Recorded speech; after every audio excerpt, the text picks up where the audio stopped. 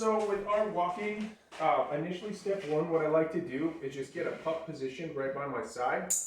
So she's right exactly where she needs to be right here. So I'm going to give her a click and let her know, excellent, that's where you need to be. Also treating right down the side of my leg. That's perfect. Then I'm going to do a little semicircle.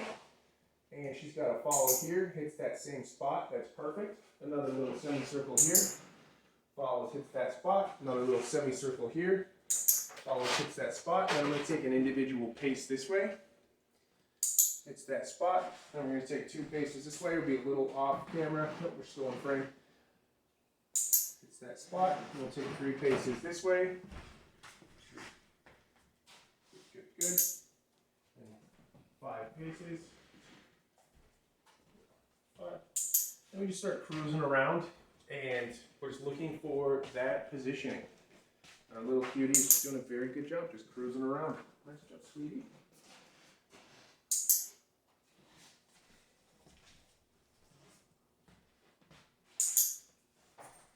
So you can start to increase the amount of paces between clicks and treats to make it more challenging, or less paces if your pup's ever having a difficult time. So we want to just get that solid foundation inside, and then we go outside. It'll really pay dividends. One other thing to take note of is if she gets out ahead, then Gus, no.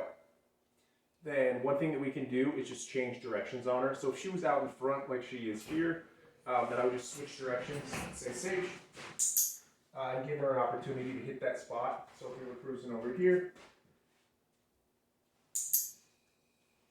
so she's being too perfect right now. We would just change back this direction to give her an opportunity to do the right thing. So we never move forward if there's tension in the leash. And we got some tension. There we go. She's just excited. Sage. So we would just say her name and have her come back to this spot. Another key piece is we always want to keep slack in the leash. We never want to have tension in the leash.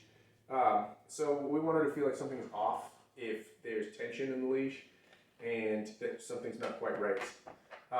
And another kind of fun exercise that you could do to improve loose leash walking is something we call the crack walk, just simply walking from one crack to the other. Call it that just because it's roughly 10 feet from one crack to the other, so it's just real quick, back and forth and back and forth. So it just looks a little bit like this. So I just say, Sage. Sage. Sage. Girl. Sage.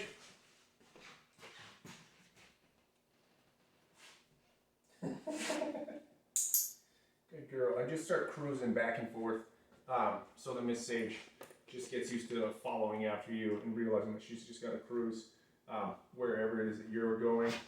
So that's very, very good. Another thing that I like to mention with the loose leash walking is it can be beneficial to do our relax on a mat outside prior to going on our loose leash walk.